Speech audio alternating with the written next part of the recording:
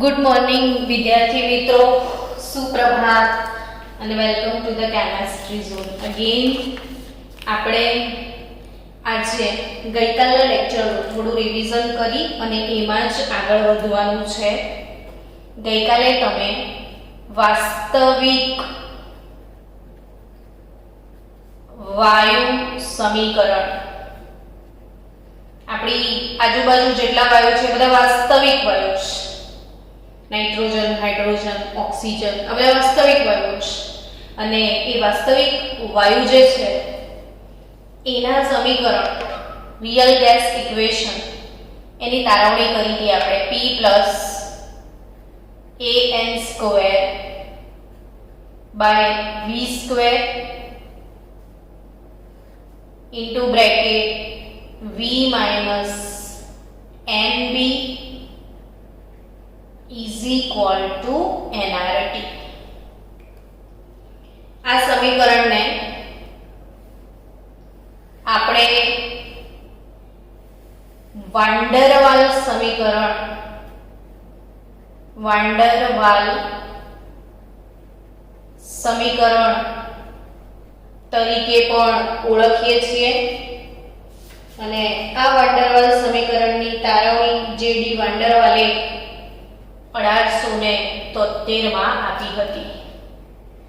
હવે આ સમીકરણના આધારે આજે આપણે બહુ સરસ મજાની વાત સાબિત કરવાના છીએ. મેં તમને બે લેક્ચર પહેલા એક લેક્ચરમાં એક સરસ મજાનો લેક્ચર આપ્યો હતો. લેક્ચર તમને યાદ કરાવો કે આપણે બે ટોપિક ભણ્યા હતા, દબાણની અસર અને તાપમાનની અસર.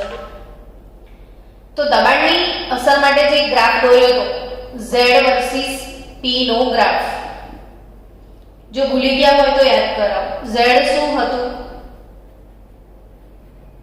દબનીય અવયવ. Z શું હતું? દબનીય અવયવ. અને આ Z ની વેલ્યુ શું હતી? PV ના છેદમાં nRT હતું કે નહીં? અને આ Z ની વેલ્યુ 1 થતી હતી કોના માટે? આદર્શ વાયુ માટે. બરાબર? જ્યારે તમે એવું ભણ્યા હતા કે વાસ્તવિક વાયુની આપણે વાત કરેલી, તો વાસ્તવિક વાયુ માટે PV જે છે it does not equal to nRT. વાસ્તવિક વાયુ માટે PV does not equal to nRT. so બચેલો PV over nRT, यानी कि Z greater than 1 હોય या तो Z less than 1 હોય. मतलब વાસ્તવિક વાયુ માટે PV greater than nRT હોય કાં તો PV less than nRT થાય. અર્થાત કે વાસ્તવિક વાયુ માટે જો Z નું મૂલ્ય greater than 1, તો અહીંયા આપણે Z બરાબર 1 લખ્યું હતું. આ આદર્શ વાયુ હતો. અને એક ગ્રાફ તમને એમાંનો યાદ કરો તો કાર્બન ડાયોક્સાઇડ નો ગ્રાફ આપણે આવો દોર્યો હતો. ને એના માટે આપણે એવું બોલ્યા હતા કે સૌથી વધારે દબનીય વાયુ છે CO2. અને જે નીચેનો પોર્શન છે આની કિંમત Z કરતા ઓછી હતી અહીંયા, એટલે આને આપણે ઋણ વિચલન કહેતા હતા.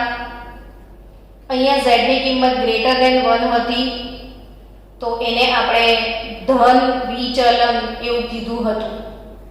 અને આપણે એવું ભણ્યા હતા કે કાર્બન ડાયોક્સાઇડ વાયુ જેમ તમે આમ તરફ જાઓ છો તો ત્યાં નીચું દબાણ છે. જેમ જેમ તમે ગ્રાફમાં આ બાજુ જાઓ છો તેમ દબાણ નીચું છે. અને શીખ્યા હતા કે નીચા દબાણે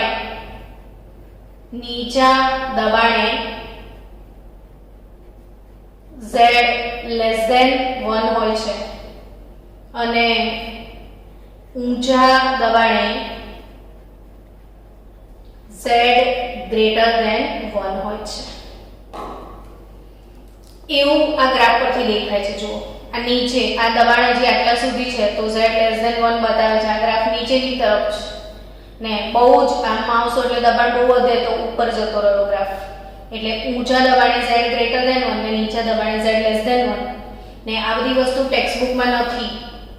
આ આખો આપણો લેક્ચર નીટ JEE લેક્ચર છે આપણો.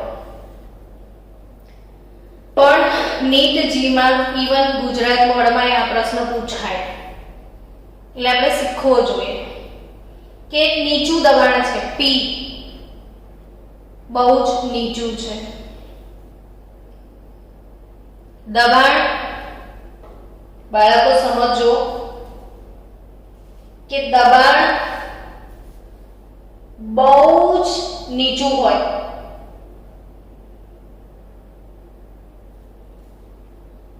તો નીચા દબાણે શું થાય કે એક જ મિનિટ છોકરાઓ, એક જ મિનિટ. દબાણ બહુ નીચું છે, P નું મૂલ્ય નીચું, તો બોયલનો નિયમ શું શીખવાડે છે તમને કે દબાણ ઘટે તો એક વસ્તુ વધી જાય. શું? તો કે કદ V ચલે 1/P. P બહુ જ ઘટશે તો V બહુ વધશે. સમજી રહ્યા છો? તો અહીંયા બહુ જ નીચું દબાણ છે એટલે P ની કિંમત બહુ ઘટી ગઈ તો V ની કિંમત બહુ જ વધી ગઈ. એટલે અહીંયા V ની કિંમત બહુ જ વધે તો V ની સાથે જે NB વાળો ટર્મ છે તેથી NB ને અવગણતા. બહુ જ ધ્યાન રાખજો. થિયરી 5-7 વાર ધ્યાનથી સમજો, વિડિયો જોજો, નોટબુકમાં લખજો ને તૈયાર કરજો. કામનો વિડિયો છે, MCQ પડશે કે નીચા દબાણે, દબાણ નીચું છે બહુ જ તો કદ ઊંચું થઈ ગયું. નીચા દબાણે કદ ઊંચું થઈ જશે તો કદની બાજુમાં કોણ છે? NB, એને અવગણતા. તો સમીકરણ શું મળશે? તો કે P plus A by V square બ્રેકેટમાં V is equal to RT. હવે તમે એમ પૂછો n કહી દો મેડમ, તમે લખતા ભૂલી ગયા. તો ના, મેં n બરાબર 1 મોલ ધારી લીધું તો હું n બરાબર 1 મોલ મૂકી દઉં ને P ઘટાડું છું, V વધી જશે તો V ની બાજુવાળું ટર્મ અવગણી નાખીએ તો આવું મળે. હવે ગુણાકાર કરો ચલો. તો P into V, P into V plus A by V, P into V plus A by V is equal to RT થાય. बड़े ध्यान से सीखना बच्चों. PV plus A by V RT થાય. હવે આખા સમીકરણને RT વડે ભાગતા, RT વડે ભાગતા, આખા સમીકરણને RT વડે ભાગતા તો PV છેદમાં RT plus A by RTV બરાબર 1 થશે. તો આના માટે એક કામ કરીએ, સ્પેસ ઓછી પડે છે એટલે તમને ફાયદો થશે. આખું સમીકરણ ફરી શીખવા મળશે. ચલો ફરીથી નીચા દબાણ એટલે તમારું રિવિઝન પણ થઈ જાય કે નીચા દબાણે વાન ડેર વાલ ઇક્વેશન કઈ રીતે લખશો. તો કે દબાણ બહુ નીચું છે તો કદ બહુ ઊંચું છે તો NB ને અવગણતા એટલે B ને અવગણતા n બરાબર 1 મોલ માટે તો P plus A by V square V બરાબર RT. હવે આને ગુણાકાર કરો તો P into V plus A by V is equal to RT ને સમીકરણને RT વડે ભાગતા. બધા ઝીણા ઝીણા પ્રશ્નો અમારી પૂછાય છે, પછી કહેતા નહીં કે તમે શીખવાડ્યું નહોતું. તો PV plus A by V is equal to RT. તો સમીકરણને RT વડે ભાગી નાખો તો PV over RT plus A over RTV is equal to 1. હવે તમે શીખ્યા હતા દબનીય અવયવ Z PV by nRT. तो n बराबर 1 मोल, तो Z is equal to PV over RT. तो PV over RT એટલે Z is equal to 1 minus A over RTV. તો બાળકો આનો અર્થ શું થયો કે આ જે 1 છે એમાંથી કશુંક બાદ કરીએ ત્યારે Z બને. Z ની કિંમત 1 ઓછા સમથિંગ. આનો અર્થ શું થયો કે Z લેસ ધેન 1. તો નીચા દબાણે Z લેસ ધેન 1 આવ્યો. નીચા દબાણે Z લેસ ધેન 1. હવે ઊંચા દબાણ માટે તો ઊંચા દબાણે શું મળશે એ સમજીએ. At high pressure, at low pressure, at high pressure, at low pressure. तो ऊंचा दबाणे શું તો P બહુ જ ઊંચું છે, દબાણ ઊંચું છે, P ઊંચા દબાણ છે, તો વોલ્યુમ V ઘટી જશે. P વધી જશે તો શું ઘટી જશે V? તો દબાણ બહુ ઊંચું છે તેથી દબાણની બાજુવાળો term A by V square ને અવગણતા. દબાણની જે બાજુવાળો ટર્મ છે એને અવગણી નાખો તો દબાણની બાજુવાળો ટર્મ અવગણો તો શું મળે? તો કે શું સમીકરણ છે P plus an v square અવગણી નાખો તો P બચ્યું બ્રેકેટમાં V minus B is equal to RT. પહેલા સમીકરણમાંથી P ની બાજુવાળું ટર્મ અવગણી નાખ્યું તો હવે શું મળે તો કે PV minus PB plus RT. PV minus PB plus RT. તો PV બરાબર શું મળશે? PB plus RT. હવે આખા ઇક્વેશનને RT વડે ભાગી નાખો તો PV over RT, PV over RT is equal to PB over RT plus 1 ને PV over RT n બરાબર 1 મોલ માટે Z PV over RT કહેવાય તો PV by RT ને Z કહેવાય તો Z બરાબર PB plus RT plus 1 જો Z 1 plus something it means Z greater than 1. તો આપણે વંડરવલ સમીકરણથી સાબિત કરી નાખ્યું કે નીચા દબાણે દબનીય અવયવ Z નું મૂલ્ય લેસ ધેન 1 હોય છે અને એ કેટલું હોય છે એ નીટના MCQ માં તમને જોવા મળશે ને ઊંચા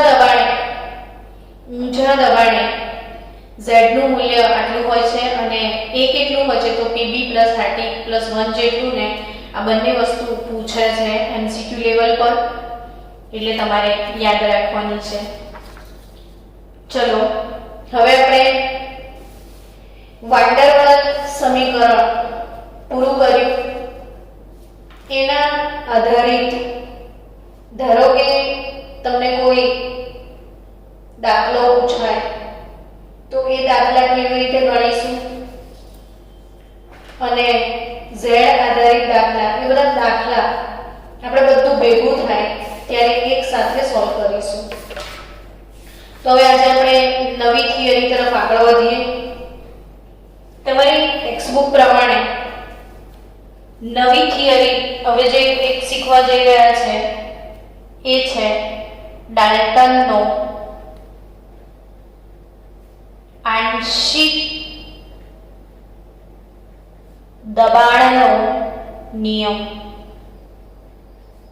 આજે કઈ નવી થિયરી આપણે શીખવા જઈ રહ્યા છીએ? ડાલ્ટનનો આંશિક દબાણનો નિયમ. તો આ ડાલ્ટનનો આંશિક દબાણનો નિયમ શું કે છે ડાલ્ટન અંકલ એ સમજીએ. ધીરે ધીરે સમજીશું તો મસ્ત ક્લિયર થઈ જશે. પછી આપણે એનું વિધાન લખીએ. ધારો કે મારી પાસે એક પાત્ર છે,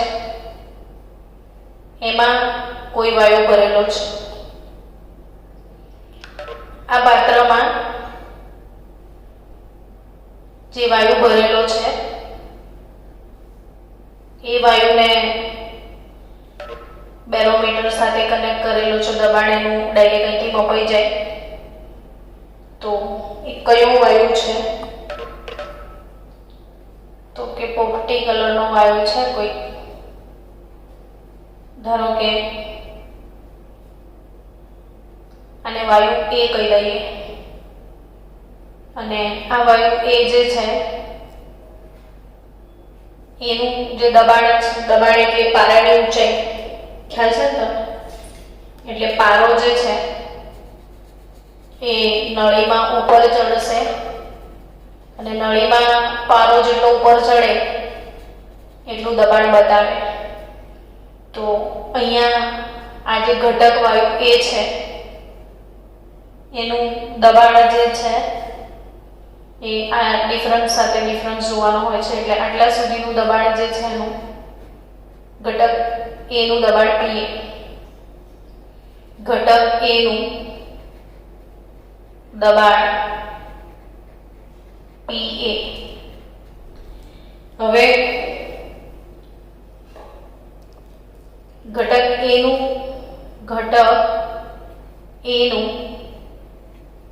પોતાનું વ્યક્તિગત દબાણ PA ને આ ઘટક એનું પોતાનું સબગું વ્યક્તિગત દબાણ જે હોય એને તેનું આંશિક દબાણ કહેવાય. શું કહેવાય? આંશિક દબાણ. તો ઘટક એ ના દબાણને એનું આંશિક દબાણ કહેવાય PA પ્લસ ઘટક બી. ઘટક બી ની વાત કરું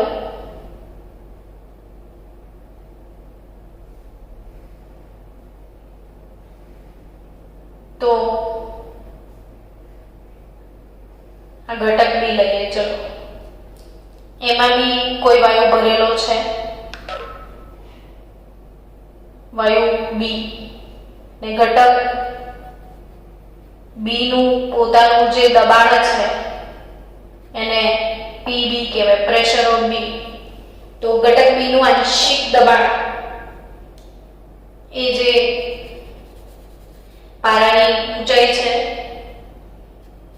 એટલું જ હોય એનું બી. તો પારાની ઊંચાઈ પ્રમાણે આનું આંશિક દબાણ ધારો કે અહીંથી માપી લઈએ તો આટલાથી આટલું PB થશે. ને આ બે વાયુઓ છે ટૂંકમાં બે અલગ અલગ પાત્રમાં છે. હવે આ જે ઘટક એ છે PA, માની લો કે એ 300 મિલીમીટર ઓફ મર્ક્યુરી છે, 300 ઓફ મર્ક્યુરી છે ને PB 400 મિલીમીટર ઓફ મર્ક્યુરી છે. હવે જો શું કરી રહ્યા છો તમે? તો કે સિમ્પલ આ બંનેને એક ત્રીજા પાત્રમાં આપણે ભરી દઈએ.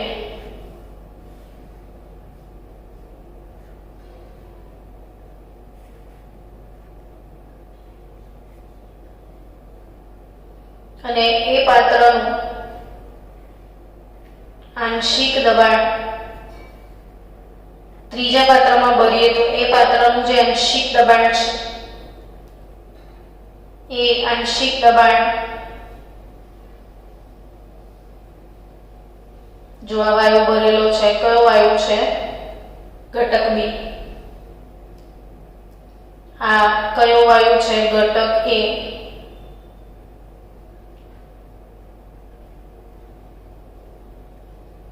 બે વાયુ ભરેલા છે, તો આમાં તમે ઘટક એ ને ટ્રાન્સફર કર્યો, આમાં ઘટક બી ને ટ્રાન્સફર કર્યો. તો હવે ટ્રાન્સફર કર્યા પછી આ દબાણ વિશે શું ફરક પડે છે એ સમજવાનું છે. તો કે આ જે દબાણ છે એ કેટલું બતાવે છે ખબર છે પછી? તો કે આ જે પી દબાણ છે કુલ એ પીએ ને પીબી ના સરવાળા જેટલું બતાવ્યું એને. તો એ કેટલું થયું? પીએ પ્લસ પીબી જેટલું, એટલે 300 + 400 બરાબર 700 જેટલું થઈ ગયું. તો આનો અર્થ શું થયો? કે એક શરત છે કે ઘટક એ એટલે કે વાયુ એ અને વાયુ બી એકબીજા સાથે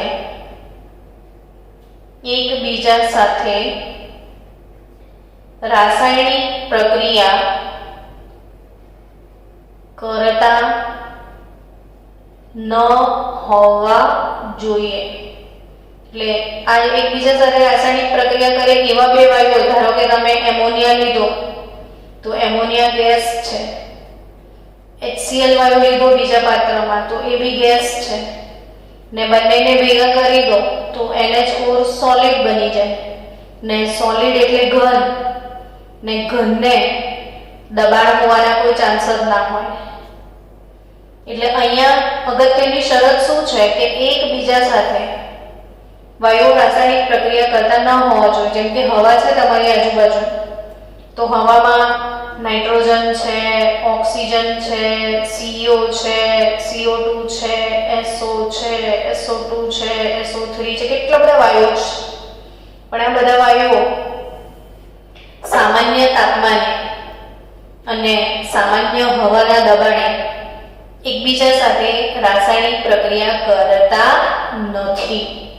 એટલે ડાલ્ટનનો નિયમ કોને લાગુ પડે છે? તો એને જ લાગુ પડે છે જે એકબીજા સાથે રાસાયણિક પ્રક્રિયા કરતા ન હોય. તો હવે ડાલ્ટનના નિયમનું વિધાન સમજીએ કે શું કહે છે ડાલ્ટનનો નિયમ? તો કે એકબીજા સાથે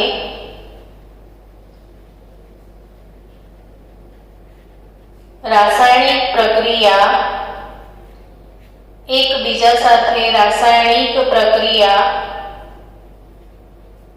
ન કરતા હોય, એકબીજા સાથે રાસાયણિક પ્રક્રિયા ન કરતા હોય તેવા વાયુઓના મિશ્રણનું કુલ દબાણ, તેવા વાયુ મિશ્રણનું કુલ દબાણ તે દરેક વાયુના આંશિક દબાણના સરવાળા જેટલું હોય છે.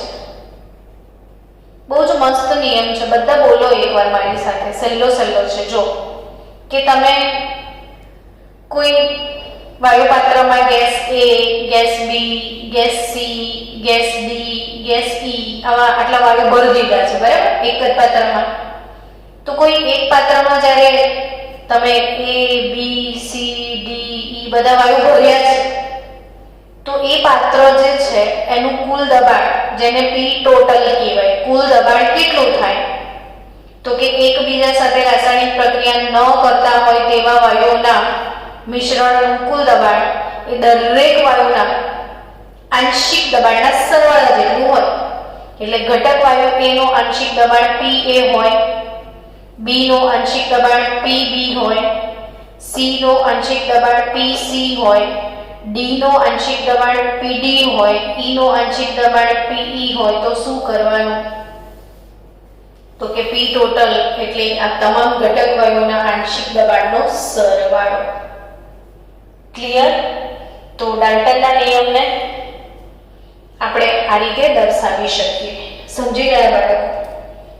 હવે ડાલ્ટનના નિયમની ઉપયોગિતા શીખીએ. તો શું ઉપયોગિતા છે ડાલ્ટનના નિયમની એના તરફ આગળ વધીએ. ડાલ્ટનનો નિયમ તમને કમ્પ્લીટલી ખબર પડી ગઈ બાળકો, મને એવું લાગી રહ્યું છે. હવે એની ઉપયોગિતા. તો પહેલી ઉપયોગિતા,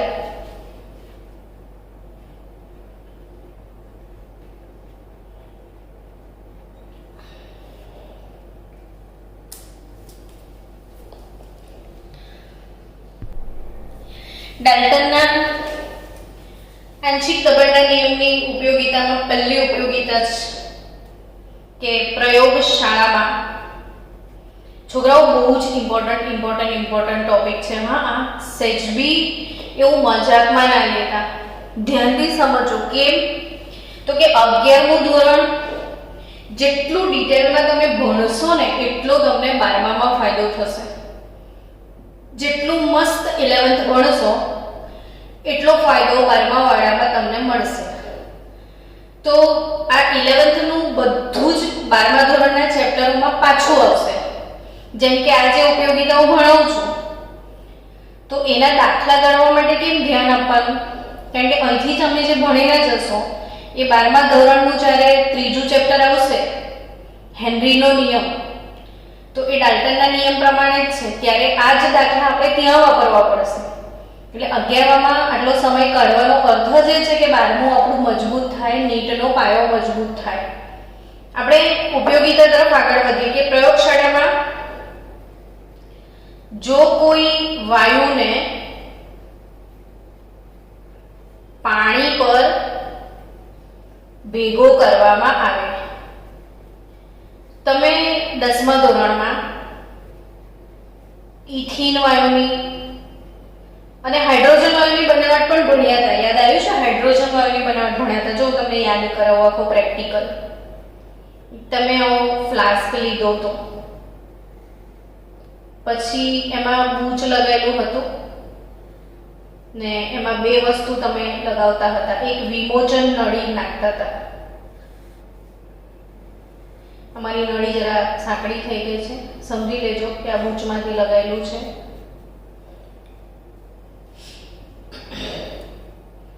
આ જે બૂચ લગાવેલો હતો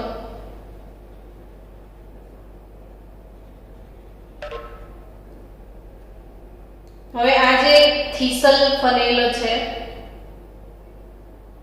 આને થીસલ ફનેલ કહેવાય. થીસલ ફનેલ કહેવાય. ને આ ફનેલમાંથી એ લોકો HCl રેડતા હતા, સલ્ફ્યુરિક એસિડ બી રેડાય.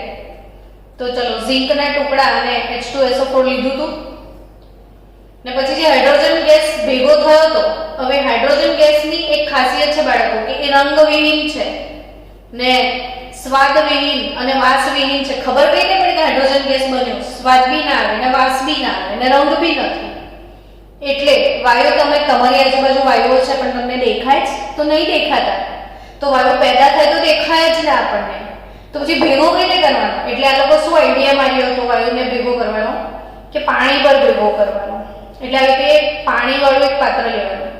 આજે ગૂગલ પર સર્ચ મારજો તો તમને આના રમકડા જોવા મળશે કે કેવી બનાવટ છે. આપણે પેપર પર ડ્રો કરીએ ને રિયલમાં તમે જો પ્રેક્ટિકલ જોજો કે હાઉ ટુ પ્રોડ્યુસ હાઇડ્રોજન વાયુ ઇન અ લેબોરેટરી એવું લખજો તો લેબોરેટરીની અંદર હાઇડ્રોજન વાયુ બનાવવાનો તમને આખો વિડિયો જોવા મળશે. ઇન્ટરનેટને યુઝ કરતા શીખો. ગેમ રમવાના બદલે ઇન્ટરનેટનો યુઝ કરો. તો આવી રીતે બીહાઇવ શેલ મૂકેલું હોય છે ને એમાં આ નળી આ રીતે હોય છે ને આની પર આ વાયુ પાત્ર હોય. આવી રીતે કાચનું વાયુ પાત્ર હોય. આ કાચનું છે એને આવું રીતે બોટમ હોય ને આના ઉપર આમ ઢાંકણું મૂકી દેવાનું અને આની અંદર પાણી ભરી દેવાનું. શું ભરી દેવાનું? પાણી. પછી આ વાયુ પાત્ર ઢાંકીને આમ આખું ઊંધું પકડી દેવાનું. સમજ્યા તમે? વાયુ પાત્ર આખું ઊંધું પકડી દેવાનું ને આન પર મૂકી નીચેથી ઢાંકણું કાઢી લેવાનું. એટલે આ વાયુ પાત્ર હવે અહીંયા આના પર ઊંધું આવી ગયું જુઓ. અને આ જે પાણી છે ને એ ધીરે ધીરે નીચે ઉતરવા લાગશે જેમ જેમ ગેસ ઉપર. હવે પાણીની અંદર તમે ગેસની પાઇપ મૂકો તો પરપોટા થાય, એટલે પરપોટા થઈને ગેસ ઉપર ચડશે ને જેમ જેમ ગેસની જગ્યા તો રોકે ને, તો જેમ જેમ ગેસ ઉપર ચડે ને, જેમ જેમ ગેસ ઉપર ચડશે એમ એમ પાણી નીચે આવશે અને પછી છેલ્લે બધું પાણી નીચે આવી જાય એટલે વાયુ પાત્ર ભરાઈ ગયું એવું કહેવાય. ને પછી એ વાયુ પાત્ર આવી રીતે સાઈડ પર લઈ લો, પછી એને ઢાંકી દો ને આમાં સમજો કે હાઇડ્રોજન ગેસ આવી ગયો. કયું ગેસ આવી ગયું એમાં? Hydrogen gas. તો આ હાઇડ્રોજન ગેસ ભરેલું છે હવે એવું સમજવાનું. હવે આ જે ગેસ છે એનું દબાણ માપવામાં આવે. આ વાયુ પાત્રમાં જે ગેસ છે એ દબાણ માપવામાં આવે તો ખરેખર આ P કુલ દબાણ એટલે P ટોટલ કહેવાય. કેમ? તો કે આ જે પાત્ર છે એમાં ફક્ત હાઇડ્રોજન વાયુ નથી, હવે એમાં હજી બી કશું હોય તો એ શું હોય? તો કે એ P ટોટલ ગણાય ને એમાં P હાઇડ્રોજન એટલે શુષ્ક સૂકો હાઇડ્રોજન વાયુ તો ખરો જ, સાથે સાથે પાણીની વરાળ પણ હોય અને પાણીની વરાળ દ્વારા જે દબાણ ઉત્પન્ન થાય, પાણીની વરાળ એટલે પાણીની બાષ્પ, પાણીમાં પાણીની બાષ્પ હોય જ ને પાણીની બાષ્પ દ્વારા જે દબાણ ઉત્પન્ન થાય એને બાષ્પ દબાણ અથવા જલીય તાણ કહેવામાં આવે છે. જલીય તાણ શું કહેવામાં આવે છે? જલીય તાણ.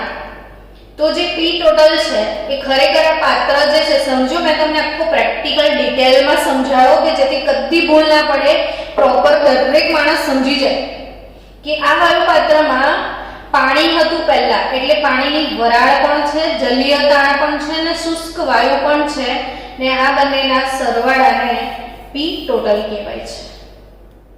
તો P ટોટલ એટલે શું? તો P શુષ્ક વાયુ પ્લસ P H2O.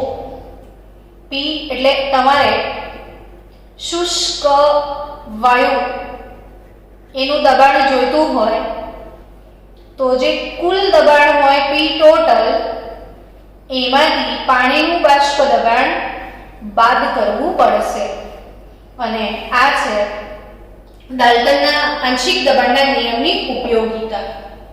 તો આ પહેલી ઉપયોગિતા તમે શીખ્યા. હવે આ પહેલી ઉપયોગિતા આધારિત આજે આપણે એક દાખલો ગણીએ જેથી કરીને તમને સમજાય કે ઉપયોગિતાનો મતલબ શું. તો દાખલો છે 500 કેલ્વિન તાપમાને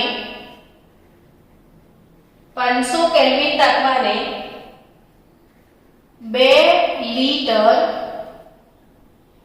કદના પાત્રમાં 500 કેલ્વિન તાપમાને 2 લીટર કદના પાત્રમાં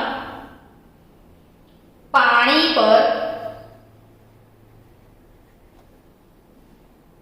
0.32 ગ્રામ ઓક્સિજન વાયુ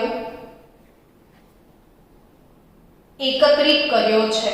0.32 ગ્રામ O2 વાયુ એકત્રિત કર્યો છે.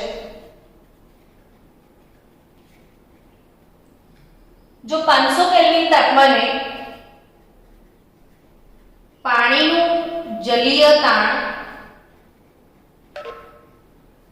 32 મિલીબાર હોય, પાણીનું જલીય તાણ 32 મિલીબાર હોય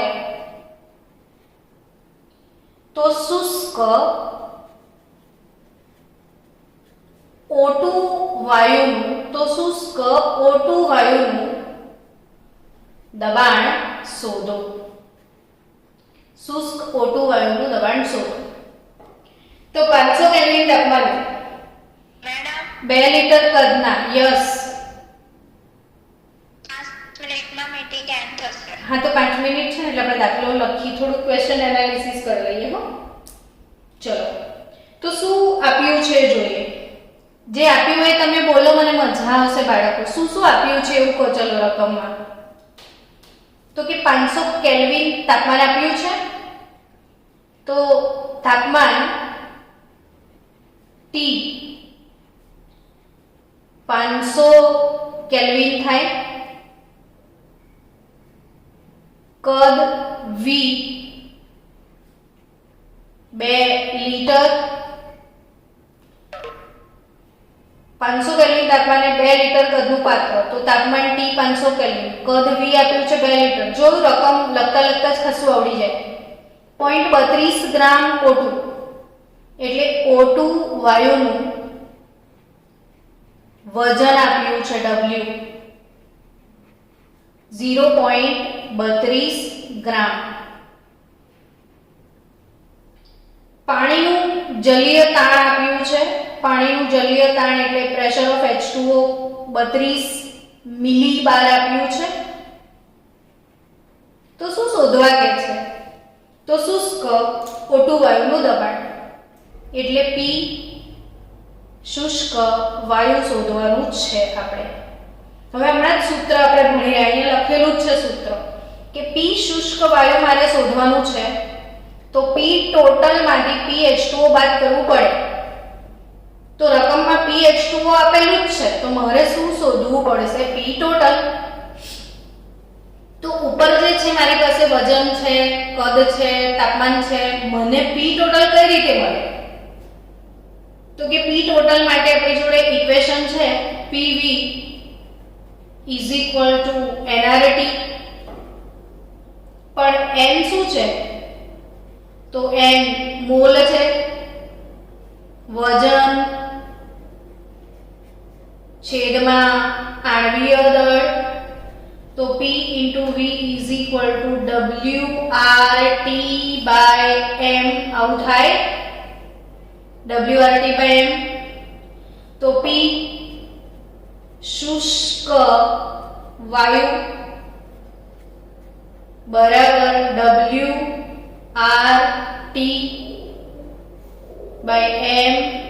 * V. W એટલે વજન 0.32 ગ્રામ, R 0.08314, તાપમાન 500 કેલ્વિન, m આણ્વીય દળ ઓક્સિજન વાયુનું 32 અને કદ V 2 લીટર આપેલું છે. તો P શુષ્ક વાયુ નથી, સોરી, આ P ટોટલ શોધી રહ્યા છીએ આપણે. તો P ટોટલ કેટલું મળશે તમને? WRT/mv P ટોટલ કેટલું મળશે? તો P ટોટલ લગભગ ગણતરી કરો તો 0.0279 આટલા બાર તમને મળશે P ટોટલ. હવે તમારી જોડે P ટોટલ આવી ગયું, તો P શુષ્ક વાયુ કેવી રીતે મળશે? તો કે P total minus PH2O. P total 0.2079 બાર છે અને આ મિલીબાર છે, તો મિલીબારને બારમાં લઈ જવા માટે 1000 વડે ભાગવા પડશે. તો 0.2079